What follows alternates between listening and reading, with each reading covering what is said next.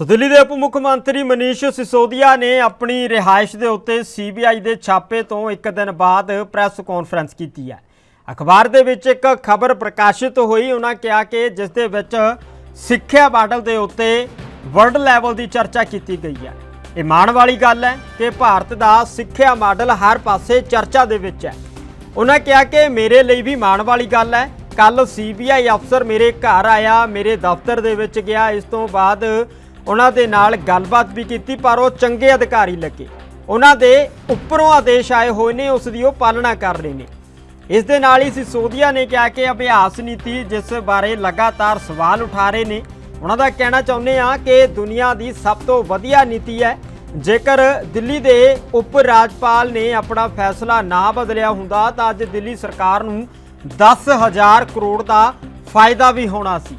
इस press conference के विच मनीष सिसोदिया ने होर की कुछ कहा, एक बार झलक देख लेंगे। सच ये है कि मुद्दा शराब का घोटाला है ही नहीं। इनको शराब के किसी घोटाले की चिंता नहीं है, इनको घोटाले की चिंता नहीं है। अगर इनको शराब के घोटाले की चिंता होती तो गुजरात में हर साल 10,000 करोड़ रुपए की एक्साइज चोरी होती है। अगर शराब की एक्साइज की चोरी की अगर चिंता इनको होती, एक्साइज के घोटाले की इनको चिंता होती, तो आज ये सीबीआई का पूरा हेडक्वार्टर गुजरात में शिफ्ट करा देते 10,000 करोड़ का घोटाला रोकने के लिए। और यही लोग करवा रहे हैं, जो लोग सीबीआई को इंस्ट्रक्शंस दे रहे हैं ना, यही लोग गुजरात में 10,000 करोड़ रुपए की एक्साइज की चोरी कर रहे हैं। लेकिन इनको घोटाले की चिंता नहीं है। शराब की एक्साइज की पॉलिसी में हो रही चोरी की किसी की चिंता नहीं है, क्योंकि गुजरात में 10,000 करोड़ की चोरी हो रही है। वहां सीबीआई नहीं भेजते। अगर घोटाले की चिंता होती तो ईडी का दफ्तर वहां खुल जाता। शराब या एक्साइज की चोरी इनकी परेशानी है ही नहीं। इनकी परेशानी है अरविंद केजरीवाल।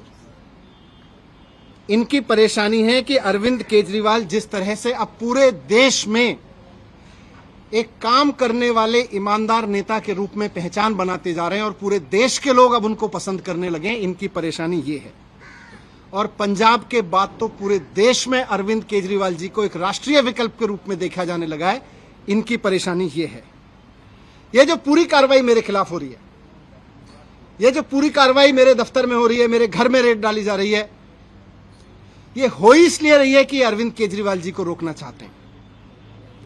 ये अरविंद केजरीवाल जी को रोकने की जो साजिश रची जा रही है उसी स्क्रिप्ट का हिस्सा है। आप सब जानते हैं, देश जानता है कि अरविंद केजरीवाल जी की सबसे बड़ी ताकत है कि वो एक बहुत कट्टर ईमानदार नेता है। अरविंद केजरीवाल जी की दूसरी सबसे बड़ी ताकत है कि उनको काम करना और काम करवाना आता है। मैं आज आपके सामने कहना चाहता हूं कि 2024 का चुनाव आम आदमी party versus Bharatiya Janata party होने जा रहा है। अब तक लोग पूछते थे कि मोदी वर्सेस हु। अब पूरे देश में माहौल बन रहा है कि मोदी जी नहीं चाहिए, अरविंद केजरीवाल जी को एक मौका देना है। एक मौका अरविंद केजरीवाल जी को देना है। अब ये बात पूरे देश से गूंजने लगी है। पूरा देश आज अरविंद केजरीवाल जी के साथ चल रहा है, इसलिए मोदी जी आज रोकना चाहते हैं। आज से 3-4 दिन के अंदर, हो सकता है आज कल परसों में, कभी भी ये सीबीआई ईडी भेज के मुझे भी गिरफ्तार कर लेंगे, नेताओं को भी गिरफ्तार कर लेंगे। लेकिन मैं कहना चाहता हूं कि हम भगत सिंह के फॉलोअर हैं। हम अपने आप को भगत सिंह की संतान मानते हैं। हम डरने वाले नहीं हैं तुम्हारी सीबीआई से, तुम्हारी ईडी से, तुम्हारे पैसे के आगे बिकने वाले नहीं है। हमको नहीं तोड़ पाओगे तुम, हमको नहीं झुका पाओगे। आज मैं कह रहा हूं, हम देश के लिए जान भी कुर्बान करेंगे, हम देश के लिए जेल भी जाएंगे, लेकिन लाखों बच्चों का भविष्य संवारना बंद नहीं करेंगे। करोड़ों लोगों के इलाज के लिए काम कराना बंद नहीं करेंगे। आज हमारे साथ अरविंद केजरीवाल जी के साथ लाखों बच्चों की दुआएं हैं, करोड़ों लोगों की दुआएं हैं, करोड़ों पेरेंट्स की दुआएं हैं। हम आपसे डरने वाले नहीं हैं। अगला चुनाव तो अब मोदी वर्सेस अरविंद केजरीवाल होकर रहेगा। उप मुख मंत्री मनीष सिसोदिया का स्पष्टीकरण सामने आया तो उस तो बाद सीबीआई की जिहड़ी जांच उन्होंने घर दे विच होई है, राजनीति दे विच वड्डा बवाल लैके आई है। लगातार टिप्पणियां कीतियां जा रही ने, कोई इसनूं सही दस रहा है तो कोई इसकी निंदिया भी कर रहा है। तो सवाल वड्डे पैदा हो जाते हैं कि अजिहियां जो ਇਨਕੁਆਇਰੀਆਂ ਕੀਤੀਆਂ ਜਾ ਰਹੀਆਂ ਨੇ ਉਸ ਦੇ ਖੁਲਾਸੇ ਹੋਣੇ ਜ਼ਰੂਰੀ ਨੇ ਜਾਂ ਕੀ ਇਸ ਦੇ ਪਿੱਛੇ ਮਨਸ਼ਾ ਰਹੀ ਹੈ?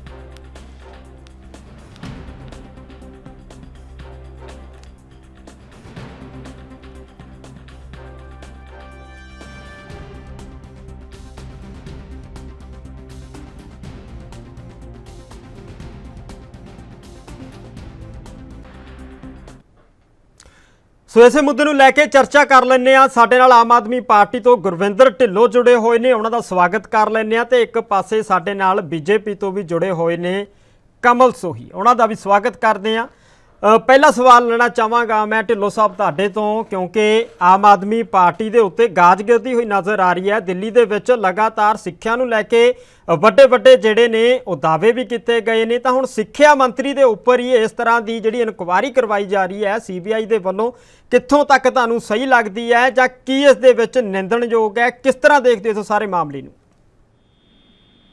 ਪ੍ਰਵਿੰਦਰ ਜੀ, ਪਹਿਲਾਂ ਤਾਂ ਮੈਂ ਕਿਉਂਕਿ ਸਿਸੋਦੀਆ ਜੀ ਨੇ ਸਾਰਾ ਕੁਝ ਬਹੁਤ ਹੀ ਸਪਸ਼ਟ ਕਰ ਦਿੱਤਾ ਆਪਣੀ ਪੀਸੀ ਦੇ ਵਿੱਚ, ਤੇ ਮੇਰੇ ਸ਼ਾਇਦ ਦੱਸਣ ਵਾਸਤੇ ਕੋਈ ਬਹੁਤੀ ਜ਼ਰੂਰਤ ਨਹੀਂ, ਲੇਕਿਨ ਫਿਰ ਵੀ ਮੈਂ ਥੋੜਾ ਬਰੀਫ ਕਰਦੇ ਹਾਂ ਕਿ ਇਹ ਜਿਹੜੀ ਲੜਾਈ ਹੈ ਇਹ ਬੀਜੇਪੀ ਵਰਸਸ ਕੇਜਰੀਵਾਲ ਹੈ।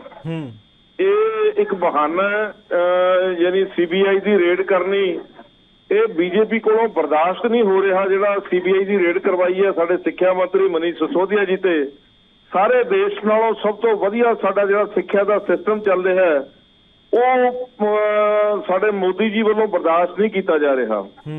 ਅਗਲੀ ਗੱਲ ਜਿਹੜੀ ਇਹਦੇ ਵਿੱਚੋਂ ਮਿਲਿਆ ਕੀ CBI ਨੂੰ ਰੇਡ ਕਰਨ ਤੇ, ਉਹ ਸਾਰਿਆਂ ਦੇ ਸਾਹਮਣੇ ਹੀ ਹੈ।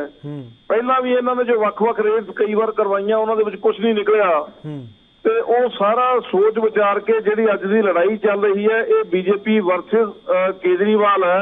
CBI ਦਾ ਇੱਕ ਬਹਾਨਾ ਹੈ।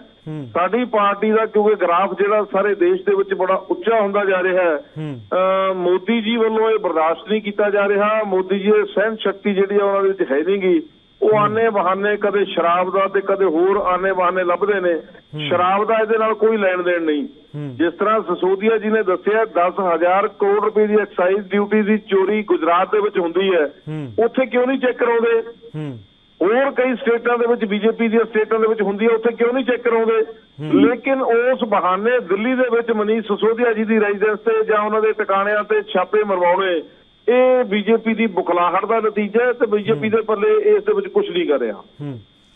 ਕਮਲਜੀਤ ਜੀ, ਤੁਹਾਡੇ ਤੋਂ ਜਾਣਨਾ ਚਾਹਾਂਗਾ, ਜਿਸ ਤਰ੍ਹਾਂ ਦੇ ਨਾਲ ਢਿੱਲੋਂ ਸਾਹਿਬ ਕਹਿ ਰਹੇ ਨੇ ਕਿ ਕੇਜਰੀਵਾਲ ਵਰਸਸ ਮੋਦੀ ਜਿਹੜੀ ਹੈ ਉਹ ਨੀਤੀ ਚੱਲ ਰਹੀ ਹੈ, ਜਿਸ ਦੇ ਕਰਕੇ ਜਿਹੜੀ ਕੇਂਦਰ ਸਰਕਾਰ ਹੈ, ਮੋਦੀ ਸਰਕਾਰ ਹੈ, ਉਹ ਬੁਖਲਾਹ ਗਈ ਹੈ, ਡਰ ਦੇ ਵਿੱਚ ਆ ਕੇ ਅਜਿਹੀਆਂ ਕਾਰਵਾਈਆਂ ਕਰ ਰਹੀ ਹੈ। ਕੀ ਕਹਿਣਾ ਚਾਹੋਗੇ?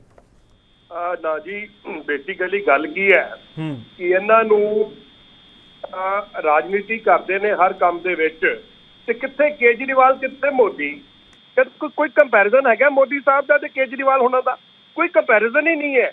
ਆਹ ਜਿਹੜੀ ਲੜਾਈ ਹੈਗੀ ਹੈ, ਆਹ ਲੜਾਈ ਹੈ ਭ੍ਰਿਸ਼ਟਾਚਾਰ ਦੀ ਤੇ ਇੱਕ ਸਾਫ਼ ਸੁਥਰੇ ਪ੍ਰਸ਼ਾਸਨ ਦੀ, ਜਿਹਦੀ ਤੁਸੀਂ ਸੋਹਾਂ ਖਾ ਖਾ ਕੇ ਤੁਸੀਂ ਆਪਣੇ ਆਪ ਨੂੰ ਸੱਚਾ ਸੁਥਰਾ ਇਮਾਨਦਾਰ ਘੋਸ਼ਿਤ ਕਰਦੇ ਹੋ। ਮੈਂ ਤੁਹਾਨੂੰ ਇੱਕ ਐਗਜ਼ਾਮਪਲ ਦੇਣਾ ਚਾਹੁੰਦਾ ਛੋਟੀ ਜਿਹੀ। ਸਿੱਖਿਆ ਮੰਤਰੀ ਦੀ ਐਗਜ਼ਾਮਪਲ, ਜਿਹੜੀ ਨਿਊਯਾਰਕ ਟਾਈਮ 'ਚ ਇਹਨਾਂ ਨੇ ਇੱਕ ਆਰਟੀਕਲ ਛਪਾਇਆ ਹੈ ਸਕੂਲਾਂ ਬਾਰੇ, ਉਹ ਸੇਮ ਆਰਟੀਕਲ ਖਲੀਜ ਟਾਈਮ ਵੀ ਛਪਿਆ ਜੇ ਸੇਮ ਦਿਨ। ਉਹ ਜਿਹੜਾ ਆਰਟੀਕਲ ਲਿਖਣ ਵਾਲਾ ਜਿਹੜਾ ਜਰਨਲਿਸਟ ਹੈ, ਉਹਦੀ ਬੈਕਗਰਾਉਂਡ ਚੈੱਕ ਕੀਤੀ ਜਦੋਂ ਅਸੀਂ, ਤੇ ਉਹ ਕਿਸੇ ਵਕਤਵਾਦੀ ਵਿਚਾਰਧਾਰਾ ਦੇ ਨਾਲ ਜੁੜਿਆ ਹੋਇਆ ਆਦਮੀ ਹੈ। ਆਹ ਦੇਸ਼ 'ਚ ਕਰਨਾ ਕੀ ਚਾਹੁੰਦੇ ਨੇ? ਇਹਨਾਂ ਨੇ ਖੁਦ ਮੰਨਿਆ ਮਨੀਸ਼ ਸਿਸੋਦੀਆ ਸਾਹਿਬ ਨੇ, ਜਦੋਂ ਇਹਨਾਂ ਨੇ ਐਕਸਾਈਜ਼ ਪਾਲਿਸੀ ਜਿਹੜੀ ਬੜੀ ਆ ਸ਼ਾਨ ਸ਼ੌਕਤ ਨਾਲ ਲੈ ਕੇ ਆਈ ਸੀ ਦਿੱਲੀ 'ਚ, ਜਦੋਂ ਇਹਨਾਂ ਨੇ ਵਿਦਡਰਾਅ ਕਰ ਲਈ, ਸਰਕਾਰੀ ਦੁਕਾਨਾਂ ਤੋਂ ਸ਼ਰਾਬ ਵੇਚਣ ਦੀ ਬਜਾਏ ਇਹਨਾਂ ਨੇ ਪ੍ਰਾਈਵੇਟ ਬੰਦੇ ਇਕੱਠੇ ਕਰ ਲਏ ਤੇ ਉਹਨਾਂ ਨੂੰ ਇਹਨਾਂ ਨੇ ਸ਼ਰਾਬ ਦੇਣ ਦੇ ਲਾਇਸੈਂਸ ਦੇ ਦਿੱਤੇ। ਦਿੱਲੀ ਨੂੰ ਇਹਨਾਂ ਨੇ ਨਸ਼ਿਆਂ ਦੀ ਰਾਜਧਾਨੀ ਬਣਾ ਛੱਡਿਆ। ਇਹਨਾਂ ਨੇ ਪਹੁੰਚਾਂ ਦੇ ਵਿੱਚ, ਜਨਰਲ ਸਟੋਰਾਂ ਦੇ ਵਿੱਚ ਸ਼ਰਾਬ ਵੇਚਣੀ ਸ਼ੁਰੂ ਕਰ। ਇੱਥੇ ਦਿੱਲੀ 'ਚ ਸ਼ਰਾਬ 9 ਵਜੇ ਤੱਕ ਠੇਕੇ ਖੁੱਲਦੇ ਸੀਗੇ, ਇਹਨਾਂ ਨੇ 12 ਵਜੇ ਤੱਕ 3 ਵਜੇ ਤੱਕ ਦਾ ਟਾਈਮ ਵਧਾ ਦਿੱਤਾ। ਤੁਸੀਂ ਦੱਸੋ ਕਿ ਜਿਹੜੀਆਂ ਰੈਜ਼ੀਡੈਂਟ ਵੈਲਫੇਅਰ ਐਸੋਸੀਏਸ਼ਨਾਂ ਸੀਗੀਆਂ ਉਹਨਾਂ ਨੇ ਇਕੱਠੇ ਹੋ ਕੇ ਕੰਪਲੇਨਾਂ ਕੀਤੀਆਂ ਕਿ ਭਾਈ ਇਹ ਕਰਦੇ ਕੀ ਪਏ ਜੇ, ਤੁਸੀਂ ਤੇ ਸਾਡੇ ਘਰਾਂ ਦੇ ਅੱਗੇ ਸ਼ਰਾਬ ਦੇ ਠੇਕੇ ਖੋਲ੍ਹਤੇ। ਫਿਰ ਉਹ ਤੋਂ ਜਿਹੜਾ ਰੈਵਨਿਊ ਲੋਸ ਹੋਇਆ ਨਾ ਗੁਰਿੰਦਰ ਜੀ, ਦੈਟ ਇਜ਼ ਓਵਰ 144 ਕਰੋੜ ਤੇ ਆਪਣੇ ਮੂੰਹ ਕਹਿ ਰਹੇ ਨੇ। ਤੇ ਸ਼ੇਖੀਆ ਸਾਹਿਬ ਦੀ ਸਟੇਟਮੈਂਟ ਮੈਂ ਹਫ਼ਤਾ 10 ਦਿਨ ਪਹਿਲਾਂ ਕਹਿ ਰਿਹਾ ਸੀਗਾ ਕਿ 515 ਕਰੋੜ ਦੇ ਆਸ-ਪਾਸ ਰੈਵਨਿਊ ਲੋਸ ਜਾ ਸਕਦਾ ਹੈ। ਉਹ ਐਕਸਪਲੇਨ ਕਰ ਸਕਦੇ ਨੇ ਕਿ ਆਪਣੀ ਚੀੜੀ ਥੱਲੇ ਸੋਟਾ ਮਾਰ ਲਓ ਤੁਸੀਂ, ਗੁਜਰਾਤ ਨੂੰ ਤਾਂ ਦੂਜੀ ਜਗ੍ਹਾ ਨੂੰ ਕੀ ਕਰਨਾ? ਤੁਸੀਂ ਆਪਣੇ ਦੱਸੋ ਕਿ ਤੁਸੀਂ ਅੱਜ ਇੰਨਾ ਰੈਵਨਿਊ ਲੋਸ ਕਰਵਾਇਆ, ਤੁਸੀਂ ਭ੍ਰਿਸ਼ਟਾਚਾਰ ਵੱਲ ਵਧੇ, ਤੁਸੀਂ ਆਪਣੇ ਜਿਹੜੇ ਨੇੜਦੇ ਸੀਗੇ ਠੇਕੇਦਾਰ ਉਹਨਾਂ ਨਾਲ ਸਾਂਝਾਂ ਭਾਈਵਾਲੀਆਂ ਪਾ ਕੇ ਤੇ ਹਿੰਦੁਸਤਾਨ ਨੂੰ ਜਾਂ ਦਿੱਲੀ ਦੇ ਲੋਕਾਂ ਨੂੰ ਮੂਰਖ ਬਣਾਇਆ, ਤੇ ਹੁਣ ਤੁਸੀਂ ਫਿਰ ਮੂਰਖ ਬਣਾ ਰਹੇ ਹੋ। ਹੁਣ ਤੁਸੀਂ, ਮੈਂ ਇਹਨਾਂ ਦੀ ਸੁਣ ਰਿਹਾ ਸੀ ਪ੍ਰੈਸ ਕਾਨਫਰੰਸ ਕਹਿ ਰਹੇ ਸੀ ਕਿ CBI ਵਾਲੇ ਬੜੇ ਵਧੀਆ ਬੰਦੇ ਸੀਗੇ ਜੀ, ਉਹਨਾਂ ਨੇ ਤੇ ਮੈਨੂੰ ਕੁਝ ਨਹੀਂ ਕਿਹਾ ਜੀ, ਤੇ ਕਿਉਂ ਸ਼ਮੇਸ਼ਾ ਨਹੀਂ ਜੀ। ਹੁਣ ਦੇਖੋ ਇਹਨਾਂ ਦੇ ਇੱਕ ਹੋਰ ਮੰਤਰੀ ਫੜੇ ਗਏ ਸੀਗੇ ED ਵੱਲੋਂ, ਸਿੰਦਰ ਜੈਜ ਜੀ, ਕਿੰਨਾ ਕੁਛ ਨਿਕਲਿਆ ਸੀਗਾ, ਕਿੰਨਾ ਚਾਂਦੀ ਫੜੀ ਗਈ ਸੀ, ਕਿੰਨਾ ਸੋਨਾ ਫੜਿਆ ਗਿਆ ਸੀ, ਕਿੰਨਾ ਕੈਸ਼ ਮਿਲਿਆ ਸੀਗਾ। ਹੁਣ ਬਾਰ-ਬਾਰ ਨਾ ਆਪਣੇ ਆਪ ਨੂੰ ਇੱਕ ਇਮਾਨਦਾਰ ਘੋਸ਼ਿਤ ਕਰਦੇ ਨੇ ਕਿ ਇਮਾਨਦਾਰ ਹੈ ਨਹੀਂ। ਇਹਨਾਂ ਦੀ ਮੈਂ ਤੁਹਾਨੂੰ ਇੱਕ ਐਗਜ਼ਾਮਪਲ ਹੋਰ ਦਿੰਦਾ। ਪੰਜਾਬ ਦੇ ਵਿੱਚ ਦੂਜੀ ਫਲੋਰ ਤੇ ਗੁਰਵਿੰਦਰ ਜੀ ਸੈਕਟਰੀਏਟ ਹੈ, ਉਹਦੇ ਚ CM ਸਾਹਿਬ ਬੈਠਦੇ ਨੇ, ਤੇ ਤੀਜੀ ਫਲੋਰ ਤੇ ਇਹਨਾਂ ਦੇ ਇੱਕ ਹੈਲਥ ਮਿਨਿਸਟਰ ਬੈਠਦੇ ਸੀਗੇ। ਉਹ ਤੀਜੀ ਫਲੋਰ ਦੇ ਵਿੱਚ ਕੋਈ 15 ਕੁ ਪੌੜੀਆਂ ਨੇ, ਤੇ ਉਹ 3 ਮਹੀਨੇ ਪੂਰੀ ਕਰਪਸ਼ਨ ਕਰਦੇ ਰਹੇ। ਤੇ CM ਸਾਹਿਬ ਨੇ ਉਹਨਾਂ ਨੂੰ ਬੁਲਾ ਕੇ ਕਿਹਾ ਮੇਰੇ ਕੋਲ ਤੁਹਾਡੀਆਂ ਰਿਕਾਰਡਿੰਗਸ ਨੇ ਤੇ ਤੁਸੀਂ ਹੁਣ ਅਸਤੀਫਾ ਦੇ ਦਿਓ, ਤੇ ਉਹਨਾਂ ਦਾ ਅਸਤੀਫਾ ਲਾਈਵ ਹੋ ਕੇ ਅਸਤੀਫਾ ਮੰਗਿਆ ਗਿਆ, ਉਹਨਾਂ ਨੂੰ ਵਜ਼ਾਰਤ ਚੋਂ ਕੱਢਿਆ ਗਿਆ। ਲੇਕਿਨ ਉਹ ਰਿਕਾਰਡਿੰਗਾਂ ਕਿੱਥੇ ਗਈਆਂ ਜਿਹੜੀਆਂ CM ਸਾਹਿਬ ਕੋਲ ਸੀਗੀਆਂ? ਉਹ ਇੱਕ ਚੱਲਦਾ ਫਿਰਦਾ ਭ੍ਰਿਸ਼ਟਾਚਾਰ ਦਾ ਸਬੂਤ ਸੀਗਾ। ਹੁਣ ਉਹ ਸੈਕਟਰੀਏਟ ਜਾ ਕੇ ਮੀਟਿੰਗਾਂ ਵੀ ਅਟੈਂਡ ਕਰ ਰਹੇ ਨੇ, ਸਰਕਾਰੀ ਫੰਕਸ਼ਨ ਵੀ ਅਟੈਂਡ ਕਰ ਰਹੇ ਨੇ। ਆਮ ਆਦਮੀ ਪਾਰਟੀ ਨੇ ਉਹਨਾਂ ਦੇ ਖਿਲਾਫ ਕੋਈ ਐਕਸ਼ਨ ਵੀ ਨਹੀਂ ਲਿਆ। ਹੁਣ ਤੁਸੀਂ ਆਪਣੀ ਕਥਨੀ ਤੇ ਕਰਨੀ ਦੇ ਵਿੱਚ ਤੁਹਾਡਾ ਇੰਨਾ ਫਰਕ ਹੈ, ਤੁਸੀਂ ਇਲਜ਼ਾਮ ਦੂਜਿਆਂ ਤੇ ਲਾ ਰਹੇ ਹੋ। ਇੱਕ ਨਾ ਹੁੰਦਾ ਹੈ ਕਿ ਇੱਕ ਕਹਾਵਤ ਬਣੀ ਹੋਈ ਹੈ ਪੰਜਾਬੀ 'ਚ ਕਿ ਤੁਰਨਾ ਆਪ ਨੂੰ ਨਾ ਆਵੇ, ਫਿੱਟੇ ਮੂੰਹ ਗੋਡਿਆਂ ਦਾ। ਆ ਨਾ ਕਰਨਾ ਏਦਾਂ ਵੀ ਇਹ ਭ੍ਰਿਸ਼ਟਾਚਾਰ ਰੱਜ ਕੇ ਕਰ ਰਹੇ ਨੇ। ਉਹਦੀਆਂ ਐਗਜ਼ਾਮਪਲਾਂ ਪੰਜਾਬ 'ਚ ਸੈੱਟ ਹੋਣੀਆਂ ਸ਼ੁਰੂ ਹੋ ਗਈਆਂ ਨੇ। ਦਿੱਲੀ 'ਚ ਤਾਂ ਲੋਕਾਂ ਨੂੰ ਪਤਾ ਹੀ ਹੈ, ਕਿੰਨੇ ਸਾਰੇ ਇਹਨਾਂ ਦੇ 2-3 MLA ਵੀ, ਪਹਿਲਾਂ ਮੰਤਰੀ ਕੈਲਾਸ਼ ਗਹਿਲੋਤ, ਉਹਨਾਂ ਦੇ ਉੱਪਰ ਵੀ ਐਲੀਗੇਸ਼ਨ ਲੱਗੇ। ਹੁਣ ਅੱਜ ਸਾਰਾ ਕੁਝ ਜਿਹੜਾ ਨਾ ਪਬਲਿਕ ਸਭ ਜਾਣਦੀ ਹੈ, ਪਬਲਿਕ ਸਭ ਦੇਖਦੀ ਹੈ। ਜਿੱਥੋਂ ਤੱਕ ਕੇਜਰੀਵਾਲ ਹੋਣਾ ਦਾ ਸਵਾਲ ਹੈ, ਉਹ ਕਿਸੇ ਨਾਂ ਚ ਨਹੀਂ, ਗਿਣਾ ਚ ਨਹੀਂ। ਇਹਨਾਂ ਦੇ ਕੋਲ ਇੱਕ ਪਾਰਲੀਮੈਂਟ ਸੀਟ ਹੁੰਦੀ ਸੀ ਗੁਰਿੰਦਰ ਜੀ, ਸੰਗਰੂਰ ਦੀ, ਤੇ ਇਸ ਵਕਤ 540 ਸੀਟਾਂ ਚੋਂ ਤਾਂ ਪਾਰਲੀਮੈਂਟ ਚ ਰਿਪਰੈਜ਼ੈਂਟ ਹੀ ਨਹੀਂ ਕਰਦੇ। ਤੇ ਜਿਹੜੇ ਰਾਜ ਸਭਾ ਦੇ ਇਹਨਾਂ ਨੇ ਮੈਂਬਰ ਭੇਜੇ ਨੇ ਪੰਜਾਬ ਤੋਂ, ਉਹਨਾਂ ਦਾ ਤੁਸੀਂ ਹਾਲ ਵੇਖ ਹੀ ਲਿਆ ਕਿ ਉਹ ਕਿੱਦਾਂ ਦੇ ਭੇਜੇ ਨੇ ਤੇ ਕਿਹੜੇ ਬੰਦੇ ਨੇ, ਕੀ ਉਹਨਾਂ ਦੇ ਉੱਪਰ ਐਲੀਗੇਸ਼ਨ ਲੱਗੇ ਕਿ ਕਿੰਨੇ ਕਰੋੜ ਲੈ ਕੇ ਤੇ ਉਹਨਾਂ ਨੂੰ ਭੇਜਿਆ ਗਿਆ। ਇਸ ਕਰਕੇ ਇਹਨਾਂ ਦਾ ਤੇ ਹੁਣ ਰੱਬ ਹੀ ਰਾਖਾ ਹੈ ਕਿ ਭ੍ਰਿਸ਼ਟਾਚਾਰ ਤੋਂ ਕਿੱਦਾਂ ਨਿਕਲਣਗੇ, ਮੈਨੂੰ ਨਹੀਂ ਸਮਝ ਲੱਗਦੀ। ਤੇ ਸਿਸੋਦੀਆ ਜੀ, ਮੈਨੂੰ ਉਹਨਾਂ ਦੇ ਨਾਲ ਤਰਸ ਵੀ ਆਉਂਦਾ ਹੈਗਾ ਕਿ ਉਹ ਇੱਕ ਹਾਰੀ ਹੋਈ ਬਾਜੀ ਨੂੰ ਡਿਫੈਂਡ ਕਰਨ ਦੀ ਕੋਸ਼ਿਸ਼ ਕਰ ਰਹੇ ਨੇ। ਬਰੇਵ ਫੇਸ ਲੈ ਕੇ ਆਏ ਹੋਏ ਨੇ, ਕਰਪਸ਼ਨ ਦੇ ਚਾਰਜਸ ਲੱਗੇ ਹੋਣ, ਇਦਾਂ ਦਾ ਬਰੇਵ ਫੇਸ ਦੇਖਣ ਨੂੰ ਬੜਾ ਘੱਟ ਮਿਲਦਾ ਹੈਗਾ। ਜਿੱਥੇ ਨਮੋਸ਼ੀ ਹੋਣੀ ਚਾਹੀਦੀ ਸੀ ਇੰਨਾ ਕੁਝ ਕਰਨ ਦੇ ਬਾਅਦ, ਉੱਥੇ ਉਹ ਕਿੱਦਾਂ ਆਪਣੇ ਆਪ ਨੂੰ ਕੇਜਰੀਵਾਲ ਦਾ ਰਾਗ ਲਾਪ ਰਹੇ ਨੇ। ਗੁਰਵਿੰਦਰ ਜੀ, ਜਵਾਬ ਲੈਣਾ ਚਾਹਾਂਗੇ ਜ਼ਰੂਰ, ਕਿਉਂਕਿ ਵੱਡੇ ਸਵਾਲ ਜਿਹੜੇ ਨੇ ਕਮਲ ਸੋਹੀ ਉਹਨਾਂ ਦੇ ਵੱਲੋਂ ਖੜੇ ਕੀਤੇ ਗਏ ਨੇ ਕਿ ਜਿਹੜਾ ਗੁਜਰਾਤ ਵੱਲ ਨੂੰ ਦੌਰ ਕਰ ਰਹੇ ਆ ਕਿ ਉੱਥੇ ਕਿਉਂ ਨਹੀਂ ਇਨਕੁਆਇਰੀ ਹੋ ਰਹੀ, ਪਰ ਦਿੱਲੀ ਦੇ ਵਿੱਚ ਜ਼ਰੂਰ ਇਸ ਦੇ ਬਾਰੇ ਜਾਣਕਾਰੀ ਜਿਹੜੀ ਤੁਹਾਡੇ ਤੋਂ ਲੈਣੀ ਚਾਹਾਂਗੇ ਕਿ ਉੱਥੇ ਕਿੰਨੀ ਕੁ ਜਿਹੜੀ ਹਾਲਾਤ ਨੇ ਉਹ ਸ਼ਰਾਬ ਨੂੰ ਲੈ ਕੇ ਨੇ, ਕਿਉਂਕਿ ਉਹਨਾਂ ਦਾ ਕਹਿਣਾ ਕਿ ਠੇਕੇ ਪਹਿਲਾਂ ਘੱਟ ਸਮਾਂ ਖੁੱਲ੍ਹਦੇ ਸੀ, ਹੁਣ ਜ਼ਿਆਦਾ ਖੁੱਲ੍ਹ ਰਹੇ ਨੇ।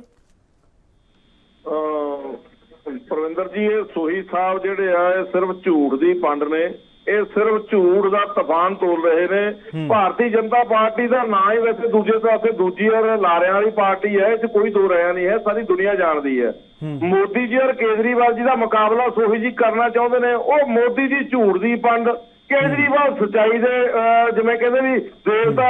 ਕਿਸੇ ਤਰ੍ਹਾਂ ਦਾ ਕੋਈ ਝੂਠ ਨਹੀਂ, ਕੋਈ ਝੂਠਾ ਵਾਅਦਾ ਨਹੀਂ। ਮੋਦੀ ਸਾਹਿਬ ਨੇ 15-15 ਲੱਖ ਲੋਕਾਂ ਨਾਲ ਵਾਅਦਾ ਕੀਤਾ, ਹੁਣ ਤੱਕ ਅਜੇ ਤੱਕ ਲੋਕ ਉੱਪਰ ਨੂੰ ਮੂੰਹ ਕਰਕੇ ਦੇਖਦੇ ਫਿਰਦੇ ਨੇ, ਮੋਦੀ ਜੀ ਸਾਨੂੰ ਦੇ ਦੇਣਗੇ ਡਿਗਰੀ। ਮੋਦੀ ਜੀ ਕੋਲ ਕੋਈ ਨਹੀਂ, ਕੋਈ ਕੁਆਲੀਫਿਕੇਸ਼ਨ ਉਹ ਨਹੀਂ ਦਿਖਾ ਸਕੇ। ਉਹ ਝੂਠੇ, ਉਹਨਾਂ ਦਾ ਗ੍ਰਹਿ ਮੰਤਰੀ ਝੂਠਾ, ਉਹਨਾਂ ਦਾ ਸਾਰਾ ਕੋੜਵਾ ਝੂਠਾ, ਤੇ ਉਹ ਝੂਠਾ ਪਾਉਂਦੇ ਨੇ ਕੇਜਰੀਵਾਲ ਨੂੰ। ਕਿਵੇਂ ਹੋ ਸਕਦਾ, ਕਿਵੇਂ ਸੋਚਿਆ ਜਾ ਸਕਦਾ?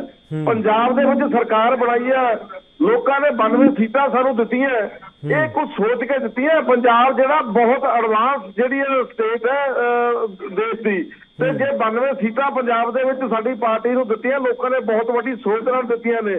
ਸੋਹੀ ਸਾਹਿਬ ਉਹਨਾਂ ਨੂੰ ਬੋਲਣ ਦਾ ਅਧਿਕਾਰ ਹੀ ਨਹੀਂ, ਜਿਨ੍ਹਾਂ ਦਾ ਪੰਜਾਬ ਦੇ ਵਿੱਚ ਕੋਈ ਅਧਿਕਾਰ ਹੀ ਹੈ ਨਹੀਂਗਾ। ਪੰਜਾਬ ਦੇ ਵਿੱਚ ਕੋਈ ਆਧਾਰ ਹੀ ਹੈ ਨਹੀਂਗਾ। ਬੀਜੇਪੀ ਨੂੰ ਕੀ ਆ 2 ਸੀਟਾਂ ਸਾਰੇ ਪੰਜਾਬ ਦੇ ਵਿੱਚੋਂ। ਆ ਤੁਹਾਨੂੰ ਇਹ ਵੀ ਦਾਅਵਾ ਕਰਦੇ ਆ ਅਗਲੀ ਇਲੈਕਸ਼ਨ ਦੇ ਵਿੱਚ ਬੀਜੇਪੀ ਨੂੰ ਇੱਕ ਵੀ ਸੀਟ ਨਹੀਂ ਆਉਣੀ। ਤੁਸੀਂ ਹੋਰ ਦੱਸੋ। ਤੇ ਦਿੱਲੀ ਦੇ ਵਿੱਚ ਕੀ ਕਰਨਗੇ? ਤੀਜੀ ਵਾਰ ਅਸੀਂ ਸਰਕਾਰ ਬਾਦੀ, ਸਾਡੇ ਤੇ ਕੀ ਦੋਸ਼ ਲਾਉਣਗੇ? ਜੇ ਸਾਡੇ ਤੇ ਕਿਸੇ ਤਰ੍ਹਾਂ ਦੀ ਕੋਈ ਗੱਲ ਗਲਤੀ ਹੁੰਦੀ, ਲੋਕ ਸਾਨੂੰ ਨਕਾਰ ਦਿੰਦੇ। ਲੋਕ ਸਾਨੂੰ, ਅਸੀਂ ਹਰ ਵਾਰ ਵੱਧ ਤੋਂ ਵੱਧ ਸੀਟਾਂ ਲੈ ਕੇ ਉੱਥੇ ਕਰਦੇ ਆ। ਇਹਨਾਂ ਦਾ ਨਾਮੋ ਨਿਸ਼ਾਨ ਅਸੀਂ ਦਿੱਲੀ 'ਚ ਖਤਮ ਕਰਤਾ, ਪੰਜਾਬ 'ਚ ਖਤਮ ਕਰਤਾ, ਗੁਜਰਾਤ 'ਚ ਖਤਮ ਕਰ ਦਿਆਂਗੇ, ਹਿਮਾਚਲ 'ਚ ਕਰਨ ਜਾ ਰਹੇ ਆ। ਅਸੀਂ ਤਾਂ ਇਹਨਾਂ ਨੂੰ ਛੱਡਣਾ ਹੀ ਕਿਸੇ ਜੋਗੇ ਨਹੀਂ।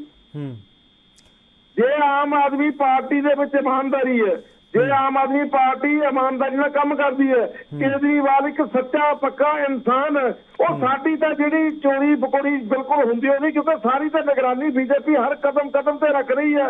ਇਸ ਕਰਕੇ ਸਾਡੀ ਜਾਂਚ ਤਾਂ ਨਾਲ ਦੀ ਨਾਲ ਹੀ ਚੱਲੀ ਜਾਂਦੀ ਹੈ। ਕਮਲ ਜੀ ਤੁਹਾਡੇ ਤੋਂ ਜਾਣਨਾ ਚਾਹਾਂਗੇ ਇਸੇ ਚੀਜ਼ ਦਾ ਜਵਾਬ ਵੀ ਮੈਂ ਤੁਹਾਡੇ ਤੋਂ ਲਵਾਂਗਾ। ਜਿਸ ਤਰ੍ਹਾਂ ਦੇ ਨਾਲ ਢਿੱਲੋਂ ਸਾਹਿਬ ਦਾ ਕਹਿਣਾ ਹੈ ਕਿ ਭ੍ਰਿਸ਼ਟਾਚਾਰ ਦੇ ਮਾਮਲੇ ਦੇ ਵਿੱਚ ਬੇਸ਼ੱਕ ਕਾਰਵਾਈ ਜਿਹੜੀ ਪੰਜਾਬ ਦੇ ਵਿੱਚ ਵੀ ਦੇਖਣ ਨੂੰ ਮਿਲੀ ਹੈ, ਆਮ ਆਦਮੀ ਪਾਰਟੀ ਦੇ ਵੱਲੋਂ ਲਗਾਤਾਰ ਕੀਤੀ ਵੀ ਜਾ ਰਹੀ ਹੈ, ਭਾਵੇਂ ਉਹ ਆਪਣੀ ਪਾਰਟੀ ਆਮ ਆਦਮੀ ਪਾਰਟੀ ਦੇ ਜਿਹੜੇ ਅਧਿਕਾਰੀ ਨੇ ਉਹ ਕਿਉਂ ਨਾ ਹੋਣ ਜਾਂ ਸਾਬਕਾ ਕਿਉਂ ਨਾ ਹੋਣ, ਪਰ ਗੱਲ ਫਿਲਹਾਲ ਦਿੱਲੀ ਦੀ ਹੋ ਰਹੀ ਹੈ। ਦਿੱਲੀ ਦੀ ਗੱਲ ਕਰਦੇ ਆ, ਮੈਂ ਕਹਿਣਾ ਚਾਹੂੰਗਾ ਕਮਲ ਜੀ, ਜਿਸ ਤਰੀਕੇ ਦੇ ਨਾਲ ਪਹਿਲਾਂ ਵੀ ਸਿਸੋਦੀਆ ਸਾਹਿਬ ਦੇ ਉੱਤੇ ਜਿਹੜੀ ਹੈ ਰੇਡ ਕਰਵਾਈ ਗਈ ਸੀ, ਉਦੋਂ ਵੀ ਕੁਝ ਨਹੀਂ ਸੀ ਮਿਲਿਆ, ਤੇ ਹੁਣ ਵੀ ਕੱਲ ਤੋਂ ਸੀਬੀਆਈ ਲਗਾਤਾਰ ਜਿਹੜੀ ਹੈ ਜਾਂਚ ਕਰ ਰਹੀ ਹੈ, ਹਾਲੇ ਤੱਕ ਕੁਝ ਹੱਥ ਨਹੀਂ ਲੱਗਿਆ। ਕੀ ਕਹਿਣਾ ਚਾਹੋਗੇ ਕਿ ਇੱਕ ਰਾਜਨੀਤੀ ਨੂੰ ਦੇਖਦੇ ਹੋਏ ਇਹ ਜਿਹੜਾ ਸਟੰਟ ਖੇਲਿਆ ਗਿਆ, ਜਾਂ ਅਸਲ ਦੇ ਵਿੱਚ ਹੀ ਜੋ ਲੱਗਦਾ ਹੈ ਵੀ ਸੀਬੀਆਈ ਨੂੰ ਕੁਝ ਨਾ ਕੁਝ ਮਿਲ ਸਕਦਾ? ਜੀ ਮੇਰੀ ਗੱਲ ਜਿਹੜਾ ਸੁਣ ਲਿਓ, ਢਿੱਲੋਂ ਸਾਹਿਬ ਨੂੰ ਵੀ ਸੁਣਾ ਦਿਓ। ਕਹਿੰਦੇ ਨਾ ਧੂਆਂ ਨਿਕਲ ਰਹਾ ਹੈ, ਆਗ ਤੋਂ ਕहीं लगी होगी। ਹੁਣ ਕਿਤੇ ਅੱਗ ਲੱਗੀ ਹੈ ਤੇ ਧੂਆਂ ਨਿਕਲ ਰਿਹਾ ਨਾ। ਮੈਂ ਤੁਹਾਨੂੰ ਇਹਨਾਂ ਦੀ ਕਹਿੰਦੇ ਝੂਠ, ਇਹਨਾਂ ਦੇ ਮੈਂ ਝੂਠ ਤੁਹਾਨੂੰ ਮੈਂ ਗਿਣਾਉਣਾ ਚਾਹੁੰਦਾ। ਜਦੋਂ ਆ ਪੰਜਾਬ ਸਰਕਾਰ ਬਣਾਉਣ ਆਏ ਸੀਗੇ, ਇਹਨਾਂ ਨੇ ਆਪਣੀ ਇਲੈਕਸ਼ਨ ਕੈਂਪੇਨ 'ਚ ਕਿਹਾ ਸੀਗਾ 72 ਘੰਟਿਆਂ 'ਚ ਬੇਅਦਬੀ ਦਾ ਇਨਸਾਫ ਦੇ ਦਿਆਂਗੇ। ਉਹ 72 ਘੰਟੇ ਅਜੇ ਨਹੀਂ ਹੋਏ, 6 ਮਹੀਨੇ ਹੋ ਗਏ। ਇਹਨਾਂ ਦਾ ਝੂਠ ਦਾ ਪੁਲਿੰਦਾ ਕਹਿੰਦੇ ਜੀ ਹਰ ਔਰਤ ਨੂੰ 1000 ਰੁਪਈਆ ਉਹਨਾਂ ਦੇ ਖਾਤਿਆਂ 'ਚ ਪਾ ਦੇਾਂਗੇ। ਤੇ ਪੰਜਾਬੀਆਂ ਨੇ ਇਹਨਾਂ ਦਾ ਝੂਠ ਰੈਕੋਗਨਾਈਜ਼ ਕਰਕੇ ਇਹਨਾਂ ਨੂੰ ਸੰਗਰੂਰ ਜਿਹੜੀ ਇਹਨਾਂ ਦੀ ਇਕਲੌਤੀ ਪਾਰਲੀਮੈਂਟਰੀ ਸੀਟ ਸੀਗੀ, ਜਿੱਥੋਂ ਭਗਵੰਤ ਮਾਨ ਹੁਣੀ ਮੁੱਖ ਮੰਤਰੀ ਬਣੇ ਨੇ, ਉਹ ਸੀਟ ਵੀ ਇਹਨਾਂ ਨੂੰ ਹਰਾਤੀ ਤੇ ਇਹਨਾਂ ਦਾ ਨਾਮੋ ਨਿਸ਼ਾਨ ਪਾਰਲੀਮੈਂਟ 'ਚੋਂ ਮਿਟਾਤਾ। ਸਾਡਾ ਨਾਮੋ ਨਿਸ਼ਾਨ ਮਿਟਾਉਣਾ ਚਾਹੁੰਦੇ ਨੇ। ਇਹਨਾਂ ਨੂੰ ਗੁਰਿੰਦਰ ਹੋਣਾ, ਢਿੱਲੋਂ ਹੋਣਾ ਨੂੰ ਕਹੋ ਕਿੰਨੇ ਕੁ ਝੂਠ ਬੋਲੋਗੇ। ਤੁਸੀਂ ਝੂਠ ਬੋਲਿਆ ਸੀਗਾ ਕਿ ਬਿਜਲੀ ਸਾਰੇ ਵਰਗਾਂ ਨੂੰ ਮਾਫ ਕਰ ਦਿਆਂਗੇ, ਬਿਜਲੀ ਮਾਫ ਸਾਰੇ ਵਰਗਾਂ ਨੂੰ ਕਰਤੀ, ਨੌਕਰੀਆਂ ਦੇ ਦਿਆਂਗੇ, ਨੌਕਰੀਆਂ ਦੇ ਦਿੱਤੀਆਂ, ਫਾਰਮਰਸ ਦਾ ਕਰਜ਼ਾ ਮਾਫ ਕਰ ਦਿਆਂਗੇ, ਕਰਜ਼ਾ ਮਾਫ ਕਰਤਾ। ਆ ਕਹਿੰਦੇ ਸਾਡੇ ਕਿਸਾਨਾਂ ਨੂੰ ਐਮਐਸਪੀ ਦੀ ਸਰਕਾਰ ਕੋਲੋਂ ਜ਼ਰੂਰਤ ਨਹੀਂ ਹੈ, ਅਸੀਂ ਇਹ ਕਿਸਾਨਾਂ ਨੂੰ ਐਮਐਸਪੀ ਪੰਜਾਬ ਸਰਕਾਰ ਦੇਗੀ, ਪੰਜਾਬ ਸਰਕਾਰ ਮੰਡੀਆਂ ਕਰੇਟ ਕਰੇਗੀ, ਪੰਜਾਬ ਸਰਕਾਰ ਇਹਨਾਂ ਦੀ ਫਸਲ ਚੱਕੇਗੀ ਤੇ ਵੇਚੇਗੀ। ਉਹ ਇਹਨਾਂ ਨੇ ਐਮਐਸਪੀ ਪੰਜਾਬ ਦੇ ਕਿਸਾਨਾਂ ਨੂੰ ਦੇ ਦਿੱਤਾ। ਅੱਜ ਹਰ ਵਰਗ, ਚਾਹੇ ਉਹ ਟੀਚਰ ਹੋਣ, ਚਾਹੇ ਉਹ ਫਾਰਮਾਸਿਸਟ ਹੋਣ, ਚਾਹੇ ਉਹ ਟਰਾਂਸਪੋਰਟ ਦੇ ਡਰਾਈਵਰ ਹੋਣ, ਸਾਰੇ ਸਟ੍ਰਾਈਕਾਂ ਤੇ ਬੈਠੇ ਨੇ। ਗੁਰਿੰਦਰ ਜੀ ਇਸ ਵਕਤ ਤੇ ਪੰਜਾਬ 'ਚ ਹਾਹਾਕਾਰ ਮਚ ਗਈ ਹੈ। ਜੋ ਹਾਹਾਕਾਰ ਦੇ ਪਿੱਛੇ ਇਹਨਾਂ ਦਾ ਝੂਠ ਤੇ ਸਿਰਫ ਝੂਠ ਹੈ। ਦੇਖੋ ਇਹਨਾਂ, ਮੈਂ ਇੱਕ ਪਰਸਨਲ ਟਿੱਪਣੀ ਨਹੀਂ ਮੈਂ ਦੇਣਾ ਚਾਹੁੰਦਾ, ਇਹਨਾਂ ਦੇ ਖੁਦ ਦੇ ਐਮਐਲਏ ਜਿਹੜੇ ਉਹ ਈਡੀ ਦੇ ਕੇਸ 'ਚ ਝੂਠੇ ਬੈਂਕਾਂ ਦੇ ਫਰਾਡ ਦੇ ਵਿੱਚ 250 ਕਰੋੜ ਦੇ 'ਚ ਫੜੇ ਗਏ। ਦੂਜੇ ਇਹਨਾਂ ਦੇ ਇੱਕ ਐਮਐਲਏ ਦੇ ਹੁਣੇ ਤੁਸੀਂ 3-4 ਦਿਨਾਂ ਤੋਂ ਵਾਇਰਲ ਹੋ ਰਹੀਆਂ, ਉਹਨਾਂ ਦੀ ਐਥਿਕਸ ਦੇਖ ਲਓ, ਮੋਰਲ ਦੇਖ ਲਓ ਕਿ 2 ਵਿਆਹ ਕਰਵਾਏ ਹੋਏ ਨੇ। ਮੈਂ ਨਹੀਂ ਕਹਿਣਾ ਚਾਹੁੰਦਾ ਕਿੱਦਾਂ ਕਰਵਾਏ ਕਿੱਦਾਂ ਨਹੀਂ ਕਰਾਏ। ਹੁਣ ਆਹ ਐਥਿਕਸ ਤੁਹਾਡੇ ਸਾਹਮਣੇ ਨਜ਼ਰ ਆ ਰਹੇ ਨੇ। ਆਹ ਬੀਜੇਪੀ ਤੇ ਉਂਗਲੀ ਚੱਕਣਾ ਚਾਹੁੰਦੇ ਨੇ। ਸਾਡਾ ਨਾਰਾ ਸ਼ੁਰੂ ਤੋਂ ਹੀ ਸੀਗਾ, ਨਾ ਖਾਊਂਗਾ ਨਾ ਖਾਣੇ ਦੂੰਗਾ। ਜਿੱਥੇ ਤੁਸੀਂ ਲੋਕਾਂ ਦੇ ਨਾਲ ਧੋਖਾ ਕਰੋਗੇ, ਢਿੱਲੋਂ ਸਾਹਿਬ ਤੁਹਾਡੀ ਪਾਰਟੀ, ਉੱਥੇ ਤੁਹਾਡੇ ਉੱਪਰ ਰੇਟਸ ਵੀ ਹੋਣਗੀਆਂ ਤੇ ਤੁਹਾਨੂੰ ਲੋਕਾਂ ਦੀ ਕਚਹਿਰੀ ਦੇ ਵਿੱਚ ਅਸੀਂ ਆਵਾਜ਼ ਵੀ ਚੱਕਾਂਗੇ ਤੇ ਤੁਹਾਨੂੰ ਘਸੀਟ ਕੇ ਲੈ ਕੇ ਜਾਵਾਂਗੇ ਕਿ ਹੁਣ ਬੋਲੋ। ਤੇ ਹੁਣ ਤੁਹਾਡਾ ਜਿਹੜਾ ਬੋਲਣਾ ਨਾ ਝੂਠ, ਜਿਹੜਾ ਬਾਰ-ਬਾਰ ਨਹੀਂ ਚੱਲਦਾ, ਤੁਸੀਂ ਦਿੱਲੀ ਦੇ ਵਿੱਚ ਚਲਾ ਲਿਆ, ਤੁਸੀਂ ਪੰਜਾਬ ਦੇ ਵਿੱਚ ਚਲਾ ਲਿਆ, ਤੇ 3 ਮਹੀਨਿਆਂ ਦੇ ਅੰਦਰ ਅੰਦਰ ਹੀ ਪੰਜਾਬੀਆਂ ਨੇ ਤੁਹਾਡੇ ਮੂੰਹ ਤੇ ਸੰਗਰੂਰ ਦਾ ਹੱਥ ਕੱਢ ਕੇ ਮਾਰਿਆ ਕਿ ਆ ਲਓ ਜੀ, ਆ ਲਓ ਚੱਕੋ। ਜਿਹੜਾ ਝੂਠ ਤੁਸੀਂ ਬੋਲਿਆ ਉਹਦਾ ਤੁਹਾਨੂੰ ਜਵਾਬ ਦੇ ਦਿੱਤਾ। ਏਦਾਂ ਦੇ ਜਵਾਬ ਤੁਹਾਨੂੰ ਪਾਰਲੀਮੈਂਟ 'ਚ ਵੀ ਮਿਲਣਗੇ। ਤੁਸੀਂ ਜਦੋਂ ਪਹਿਲੀ ਵਾਰੀ ਆਏ ਸੀਗੇ ਉਦੋਂ ਇਹਨਾਂ ਨੇ 350-400 ਸੀਟਾਂ ਤੇ ਇਹਨਾਂ ਨੇ ਪਾਰਲੀਮੈਂਟ ਇਲੈਕਸ਼ਨ ਲੜਿਆ ਸੀਗਾ ਤੇ ਹਰ ਸੀਟ ਤੇ ਇਹਨਾਂ ਦੀ ਜ਼ਮਾਨਤ ਜ਼ਬਤ ਹੋਈ ਸੀਗੀ। ਕੀ ਗੱਲਾਂ ਕਰਦੇ ਨੇ ਯਾਰ। ਇਸ ਕਰਕੇ ਮੈਨੂੰ ਲੱਗਦਾ ਹੈਗਾ ਕਿ ਗੁਰਿੰਦਰ ਜੀ ਨੂੰ ਆਪਣੇ ਫੈਕਟ ਜਿਹੜੇ ਨੇ ਕਲੀਅਰ ਕਰ ਲੈਣੇ ਚਾਹੀਦੇ ਨੇ, ਤਾਂ ਡਿਬੇਟ 'ਚ ਆਉਣਾ ਚਾਹੀਦਾ। ਗੁਰਿੰਦਰ ਜੀ ਵੈਸੇ ਤਾਂ ਜੋ ਬੋਲਣਾ ਬੋਲੀ ਜਾਓ, ਕੀ ਫਰਕ ਪੈਂਦਾ। ਢਿੱਲੋਂ ਸਾਹਿਬ ਦਿਓ ਜੀ ਜਵਾਬ, ਵੱਡੇ ਐਲੀਗੇਸ਼ਨ ਲੱਗ ਰਹੇ ਨੇ। ਹਾਂਜੀ ਦਿਓ ਜੀ, ਦਿਓ ਜਵਾਬ ਦਿਓ। नहीं ये पुछना की चाहते ने, इन्होंने कोई पूछा ही नहीं, इन्होंने कुछ भी जवाब काहदा मंगणगे जी। ਵੱਡੇ ਝੂਠ ਇਹਨਾਂ ਸੋਹੀ ਸਾਹਿਬ ਕਹਿ ਰਹੇ ਨੇ ਕਿ ਢਿੱਲੋਂ ਸਾਹਿਬ ਵੱਡੇ ਝੂਠ ਬੋਲ ਰਹੇ ਨੇ, ਵੱਡੇ ਝੂਠ ਬੋਲ ਕੇ ਪਾਰਟੀ ਦੇ ਵਿੱਚ ਆਏ ਨੇ, ਇਹ ਸਵਾਲ ਕਰ ਰਹੇ ਨੇ, ਜਵਾਬ ਮੰਗਣਾ ਚਾਹੁੰਦੇ ਨੇ। ਕੋਈ ਝੂਠ ਬੋਲ ਕੇ ਨਹੀਂ ਸਾਡੀ ਪਾਰਟੀ ਤਾਕਤ ਚ ਆਈ, ਅਸੀਂ ਬਿਲਕੁਲ ਸੱਚ ਤੇ ਚੱਲਦੇ ਆ। ਝੂਠ ਇੱਕ ਵਾਰ ਚੱਲਦਾ, 2 ਵਾਰ ਚੱਲਦਾ, ਤੀਜੀ ਵਾਰ ਸਰਕਾਰ ਬਣਾਈ ਅਸੀਂ ਦਿੱਲੀ ਦੇ ਵਿੱਚ। ਉਹਨੂੰ ਕਿਵੇਂ ਕਰ ਦਾਂਗੇ? ਉਹਨੂੰ ਕੌਣ ਕਹਿ ਦੂਗਾ ਕਿ ਉਹ ਝੂਠ ਹੈ? ਇੰਨੀ ਵਾਰ ਝੂਠ ਕਿੱਥੇ ਚੱਲ ਜੂਗਾ? ਇਹ ਸੋਹੀ ਸਾਹਿਬ ਜਿਹੜੇ ਤੁਸੀਂ ਮਾਰਾ ਗੱਲਾਂ ਦੇ ਕੜਾਹ ਬਣਾਉਂਦੇ ਹੋ, ਉਹ ਤੁਹਾਡੇ ਆਪਣੇ ਹੱਥ ਦੇ ਵਿੱਚ ਹੈ। ਜਿੰਨਾ ਮਰਜ਼ੀ ਮਿੱਠਾ ਪਾ ਲਓ, ਜਿੰਨਾ ਮਰਜ਼ੀ ਸਵਾਦ ਲੈ ਲਓ, ਲੇਕਿਨ ਦੇਸ਼ ਦੇ ਵਿੱਚੋਂ ਸੁਪੜਾ ਸਾਫ਼ ਤੁਹਾਡਾ ਕੇਜਰੀਵਾਲ ਨੇ ਕਰਨੇ। ਤੁਸੀਂ ਕਹਿੰਦੇ ਹੋ ਮੋਦੀ ਦਾ ਤੇ ਕੇਜਰੀਵਾਲ ਦਾ ਕੀ ਮੁਕਾਬਲਾ ਹੈ? ਮੋਦੀ ਤੇ ਕੇਜਰੀਵਾਲ ਦਾ ਮੁਕਾਬਲਾ ਹੀ ਹੋਣਾ, ਤੁਹਾਨੂੰ ਇਹ ਦੱਸ ਦਈਏ, ਤੇ ਕੇਜਰੀਵਾਲ ਹੀ ਹੈ ਜਿਹਨੇ ਮੋਦੀ ਦਾ ਸਫਾਇਆ ਕਰਨਾ, ਤੁਹਾਨੂੰ ਇਹ ਦੱਸ ਦਈਏ। ਠੀਕ ਹੈ ਢਿੱਲੋਂ ਸਾਹਿਬ, ਜਿਸ ਤਰ੍ਹਾਂ ਠੀਕ ਹੈ ਤੁਸੀਂ ਕਹਿ ਰਹੇ ਹੋ, ਕਮਲ ਸਾਹਿਬ ਤੁਹਾਡੇ ਤੋਂ ਜਾਣਨਾ ਚਾਹੂੰਗਾ, ਜਿਸ ਤਰ੍ਹਾਂ ਇੰਟਰਨੈਸ਼ਨਲ ਲੈਵਲ ਦੇ ਉੱਤੇ ਜਿਹੜੀਆਂ ਅਖਬਾਰਾਂ ਦੇ ਵਿੱਚ ਕਾਫੀ ਚਰਚਾ ਦੇਖਣ ਨੂੰ ਮਿਲ ਰਹੀ ਹੈ, ਜਿਸ ਤਰ੍ਹਾਂ ਤੁਸੀਂ ਪਹਿਲਾਂ ਵੀ ਦੱਸਿਆ ਕਿ ਉਹ ਵੀ ਕਿਤੇ ਨਾ ਕਿਤੇ ਰਾਜਨੀਤੀ ਦਾ ਹੀ ਇੱਕ ਹਿੱਸਾ ਹੈ, ਪਰ ਆਮ ਆਦਮੀ ਪਾਰਟੀ ਦੇ ਵੱਲੋਂ ਕਿਹਾ ਜਾ ਰਿਹਾ ਕਿ ਜਿਹੜੀ ਇੰਟਰਨੈਸ਼ਨਲ ਅਖਬਾਰ ਹੈ ਉਸ ਦੇ ਵਿੱਚ ਛਪਣਾ ਸਾਡੇ ਦੇਸ਼ ਦੀ ਸਿੱਖਿਆ ਦਾ ਜਿਹੜਾ ਮਾਡਲ ਹੈ ਉਹ ਇੰਟਰਨੈਸ਼ਨਲ ਲੈਵਲ ਤੇ ਜਾ ਰਿਹਾ, ਚਰਚਾ ਦੇ ਵਿੱਚ ਆ ਰਿਹਾ, ਜੋ ਕਿ ਇੱਕ ਰਾਜਨੀਤੀ ਤੋਂ ਉੱਪਰ ਉੱਠ ਕੇ ਉਹਦੇ ਵਿੱਚ ਖਬਰਾਂ ਲੱਗਦੀਆਂ ਨੇ। ਕੀ ਕਹਿਣਾ ਚਾਹੋਗੇ ਕਿ ਇਸ ਦੇ ਵਿੱਚ ਵੀ ਰਾਜਨੀਤੀ ਹੈ? ਹੁਣ ਤੁਹਾਨੂੰ ਸਭ ਪਤਾ ਹੀ ਹੈਗਾ, ਮੈਂ ਮੀਡੀਆ ਤੇ ਬੋਲਣਾ ਨਹੀਂ ਚਾਹੁੰਦਾ। ਪੰਜਾਬ ਦੇ ਵਿੱਚ ਇਹਨਾਂ ਨੇ ਫੁੱਲ ਪੇਜ ਐਡਵਰਟਾਈਜ਼ਮੈਂਟ ਦਿੱਤੀਆਂ ਖਬਰਾਂ ਦੀਆਂ, ਤੁਸੀਂ ਵੀ ਦੇਖਿਆ, ਸਾਰੀ ਦੁਨੀਆ ਨੇ ਦੇਖਿਆ। ਹੁਣ ਜਿਹੜੀ ਇੰਟਰਨੈਸ਼ਨਲ ਨਿਊਯਾਰਕ ਟਾਈਮ 'ਚ ਖਬਰ ਜਿਹੜੀ ਛਪੀ ਹੈ, ਉਹ ਸੇਮ ਖਬਰ ਖਲੀਜ ਟਾਈਮ 'ਚ ਵੀ ਛਪੀ ਹੈ। ਇਹਨਾਂ ਨੂੰ ਆਪਣੇ ਚੈੱਕ ਕਰ ਲਓ, ਜੋ ਲਿਖਿਆ ਕਿੰਨੇ ਆਰਟੀਕਲ, ਉਹਦੇ ਬੰਦੇ ਦੀ ਬੈਕਗਰਾਉਂਡ ਵੀ ਦੇਖ ਲਓ। ਮੈਂ ਬੋਲਣਾ ਨਹੀਂ ਸੀ ਚਾਹੁੰਦਾ, ਉਹ ਖਾਲਿਸਤਾਨੀ ਹੈ ਜਿੰਨੇ ਆਰਟੀਕਲ ਲਿਖਿਆ। ਆਹ ਦੇਸ਼ ਨੂੰ ਵੰਡਾ ਪਾਉਣੀਆਂ ਚਾਹੁੰਦੇ ਨੇ, ਆਹ ਖਾਲਿਸਤਾਨ ਦੇ ਸਮਰਥਕ ਨੇ। ਦੇਖੋ ਇਹਨਾਂ ਦੇ ਪੰਜਾਬ ਦੇ ਵਿੱਚ ਜਦੋਂ ਦੀ ਸਰਕਾਰ ਆਈ ਹੈ, ਕੋਈ 90 ਤੋਂ 100 ਕਤਲ ਹੋ ਗਏ, ਲਾਅ ਐਂਡ ਆਰਡਰ ਇਹਨਾਂ ਕੋਲ ਸੰਭਾਲਿਆ ਨਹੀਂ ਜਾ ਰਿਹਾ। ਸਿੱਧੂ ਮੂਸੇਵਾਲੇ ਵਰਗਾ ਬੰਦਾ ਇਹਨਾਂ ਨੇ ਜਿਹੜਾ ਮਰਵਾ ਲਿਆ, ਸਾਡਾ ਯੂਥ ਆਈਕਨ ਸੀਗਾ। ਕਿੱਥੇ ਡਰੱਗਸ ਦੇ ਮਾਮਲੇ 'ਚ ਹਰ ਘਰ ਨਸ਼ਾ ਵਿਕ ਰਿਹਾ ਤੇ ਇਹਨਾਂ ਨੇ ਖੁਦ ਦੇ MLA ਜਿਹੜੇ ਕੁੰਵਰ ਵਿਜੇ ਪ੍ਰਤਾਪ ਹੁਣੀ ਨੇ, ਉਹ ਕਿੰਨੀ ਵਾਰੀ ਇਹਨਾਂ ਨੂੰ ਕੁਐਸਚਨ ਕਰ ਚੁੱਕੇ ਨੇ ਕਿ ਤੁਸੀਂ ਬੇਅਦਬੀ 'ਚ ਜਿਹੜੇ ਬੰਦਿਆਂ ਨੇ ਨਾ ਇਨਸਾਫ ਕੀਤਾ ਸੀਗਾ ਉਹਨਾਂ ਨੂੰ ਵੱਡੀਆਂ ਵੱਡੀਆਂ ਪਲੱਬ ਪੋਜੀਸ਼ਨਾਂ ਤੇ ਦੇ ਦਿੱਤਾ। ਤੇ ਇਸ ਵਕਤ ਜੋ ਪੰਜਾਬ 'ਚ ਹੋ ਰਿਹਾ, ਹਾਹਾਕਾਰ ਮਚੀ ਹੋਈ ਹੈ, ਲੋਕੀ ਸੜਕਾਂ ਤੇ ਆਏ ਹੋਏ ਨੇ, ਘਰਾਂ ਦੇ ਘਰ ਜਿਹੜੇ ਨੇ ਮੁੰਡੇ ਜਿਹੜੇ ਨੇ ਮਰ ਰਹੇ ਨੇ ਨਸ਼ਾ ਖਾ ਕੇ, ਤੇ ਆ ਜਿਹੜੀ ਆਮ ਸਰਕਾਰ ਆਪਣੀ ਵਾਈ ਲੁੱਟ ਰਹੀ ਹੈ। ਤੁਸੀਂ ਇੰਟਰਨੈਸ਼ਨਲ ਲੈਵਲ ਤੇ ਐਡਵਰਟਾਈਜ਼ਮੈਂਟਾਂ ਦੇ ਕੇ ਜਾਂ ਜਿੱਦਾਂ ਵੀ ਮਰਜ਼ੀ ਤੁਸੀਂ ਆ ਮੈਨੇਜ ਕਰਦੇ ਜੇ, ਤੁਹਾਡੀ ਸਰਕਾਰ ਦਾ ਤੇ ਨਾ ਹੀ ਅਸੀਂ PR ਸਰਕਾਰ ਪਾਇਆ ਹੋਇਆ ਹੈ। ਮੈਂ ਤੁਹਾਨੂੰ ਇੱਕ ਐਗਜ਼ਾਮਪਲ ਦਿੰਦਾ, ਇਹਨਾਂ ਨੇ ਨਾ ਜੀ ਪਿਛਲੇ ਬਰੇ ਇਲੈਕਸ਼ਨ ਤੋਂ ਪਹਿਲਾਂ ਇਹ ਕੇਜਰੀਵਾਲ ਸਾਹਿਬ ਨੇ ਕਿਹਾ ਜੀ ਅਸੀਂ ਨਾ ਜੀ ਇੱਕ ਪਰਾਲੀ ਦਾ ਨਾ ਜੀ ਉਹ ਲੱਭ ਲਿਆ ਨਾੜ ਨਾ ਸਾੜਨ ਦਾ ਅਸੀਂ ਫਾਰਮੂਲਾ ਲੱਭ ਲਿਆ, ਤੇ ਉਹ 7 ਲੱਖ ਦਾ ਇਹਨਾਂ ਨੇ ਘੋਲ ਬਣਾਤਾ। ਤੇ 7 ਲੱਖ ਦਾ ਘੋਲ ਬਣਾ ਕੇ ਤੇ ਉਹਦੇ ਉੱਪਰ 23 ਕਰੋੜ ਦੀ ਐਡਵਰਟਾਈਜ਼ਮੈਂਟ ਮਸ਼ਹੂਰੀ ਦੇ ਦਿੱਤੀ। ਤੇ ਹੁਣ ਹਿੰਦੁਸਤਾਨ ਦੀ ਸਰਕਾਰ ਨੂੰ ਕਹਿੰਦੇ ਸੀਗੇ ਜੀ ਸਾਨੂੰ ਪਰਾਲੀ ਨਾ ਸੜੇ ਤੇ ਸਾਨੂੰ ਉਹਦੇ ਵਾਸਤੇ ਕੋਈ ਪੈਸੇ ਦਿਓ ਤੇ ਮਦਦ ਦਿਓ। ਕਿਉਂ ਨਹੀਂ ਉਹ ਫਾਰਮੂਲਾ ਇਹਨਾਂ ਨੇ ਪੰਜਾਬ 'ਚ ਲਾਗੂ ਕਰਤਾ ਜਿਹੜਾ ਦਿੱਲੀ ਦੇ ਵਿੱਚ ਇਹਨਾਂ ਨੇ 23 ਕਰੋੜ ਦੀ ਐਡਵਰਟਾਈਜ਼ਮੈਂਟ ਦਿੱਤੀ ਸੀਗੀ। ਹੁਣ ਇਹਨਾਂ ਨੇ ਖਿਡਾਰੀਆਂ ਵਾਸਤੇ ਕਹਿੰਦੇ ਜੀ ਖਿਡਾਰੀਆਂ ਵਾਸਤੇ ਅਸੀਂ ਗ੍ਰਾਂਟ ਦੇਤੀ ਜੀ, 20 ਲੱਖ ਰੁਪਇਆ ਗ੍ਰਾਂਟ ਦੇ ਕੇ ਤੇ 19 ਕਰੋੜ ਦੀ ਇਹਨਾਂ ਨੇ ਐਡਵਰਟਾਈਜ਼ਮੈਂਟ ਕਰਤੀ ਉਹਦੇ ਉੱਪਰ। ਤੇ ਦੇਖੋ ਤੁਸੀਂ ਆ ਕੀ ਹੋ ਰਿਹਾ, ਆ ਸਿਰਫ ਔਰ ਸਿਰਫ ਪ੍ਰਚਾਰ ਤੇ ਪ੍ਰਸਾਰ ਹੋ ਰਿਹਾ। ਉੱਥੇ ਜਾ ਕੇ ਕਹਿੰਦੇ ਨੇ ਤੁਸੀਂ ਅਜੇ ਵੀ ਪੰਜਾਬ 'ਚ ਹੋਰਡਿੰਗਸ ਲੱਗੇ ਹੋਏ ਨੇ, ਅਸੀਂ ਭ੍ਰਿਸ਼ਟਾਚਾਰ ਖਤਮ ਕਰਤਾ। 15 ਦਿਨਾਂ ਬਾਅਦ ਹਿਮਾਚਲ 'ਚ ਇਹਨਾਂ ਦੀ ਸਟੇਟਮੈਂਟ ਸੀਗੀ ਕਿ ਉਹ ਦੂਜੇ ਫਲੋਰ ਤੋਂ ਤੀਜੇ ਫਲੋਰ ਤੇ ਭ੍ਰਿਸ਼ਟਾਚਾਰ 2% ਕਮਿਸ਼ਨ ਇਹਨਾਂ ਦਾ ਹੈਲਥ ਮਿਨਿਸਟਰ ਲੈ ਰਿਹਾ ਸੀਗਾ। ਏਦਾਂ ਦੀਆਂ ਗੱਲਾਂ ਬੜੀਆਂ ਸਾਰੀਆਂ ਨੇ। ਹੁਣ ਰਾਜਨੀਤੀ ਕਰਨ 'ਚ ਨਹੀਂ ਹੈ, ਇਸ ਵਕਤ ਮੁੱਦਾ ਹੈਗਾ ਭ੍ਰਿਸ਼ਟਾਚਾਰ ਦਾ। ਇਹ ਭ੍ਰਿਸ਼ਟਾਚਾਰ ਕੋਈ ਵੀ ਕਿਸੇ ਵੀ ਲੈਵਲ ਤੇ ਹੋਵੇ, ਕਿਸੇ ਵੀ ਪਾਰਟੀ ਨਾਲ ਸੰਬੰਧਿਤ ਹੋਵੇ, ਜੇ ਉਹ ਕਰੇਗਾ ਹਿੰਦੁਸਤਾਨ ਦੀ ਜਨਤਾ ਨਾਲ ਧੋਖਾ ਕਰੇਗਾ। ਜੇ ਐਕਸਾਈਜ਼ ਪਾਲਿਸੀ 'ਚ 150 ਕਰੋੜ ਦਾ ਨੁਕਸਾਨ ਹੋਇਆ ਦਿੱਲੀ ਦੇ ਵਿੱਚ, ਇਹਨਾਂ ਨੂੰ ਜੇ ਇੰਨਾ ਹੀ ਲੱਗਦਾ ਸੀਗਾ ਤੇ ਇਹਨਾਂ ਨੇ ਪੰਜਾਬ 'ਚ ਵੀ ਜੇ ਇਹਨਾਂ ਨੇ ਐਕਸਾਈਜ਼ ਪਾਲਿਸੀ ਉਦਾਂ ਦੀ ਲਾਂਚ ਕੀਤੀ ਹੋਏਗੀ ਤੇ ਪੰਜਾਬ 'ਚ ਵੀ ਇਹਨਾਂ ਨੂੰ ਜਵਾਬ ਦੇਣੇ ਪੈਣੇ ਨੇ, ਕਿਉਂਕਿ ਪੰਜਾਬ 'ਚ ਵੀ ਜਿਹੜੀਆਂ ਏਜੰਸੀਜ਼ ਨੇ ਪੰਜਾਬ 'ਚ ਵੀ ਆਈਆਂ ਨੇ, ਤਾਂ ਕਿ ਇਹਨਾਂ ਨੂੰ ਦੇਸ਼ ਦੇ ਨਾਲ ਗਦਾਰੀ ਨਹੀਂ ਕਰਨ ਦਿੱਤੀ ਜਾਏਗੀ, ਦੇਸ਼ ਦੇ ਨਾਲ ਧੋਖਾ ਨਹੀਂ ਕਰ ਦਿੱਤਾ ਜਾਏਗਾ।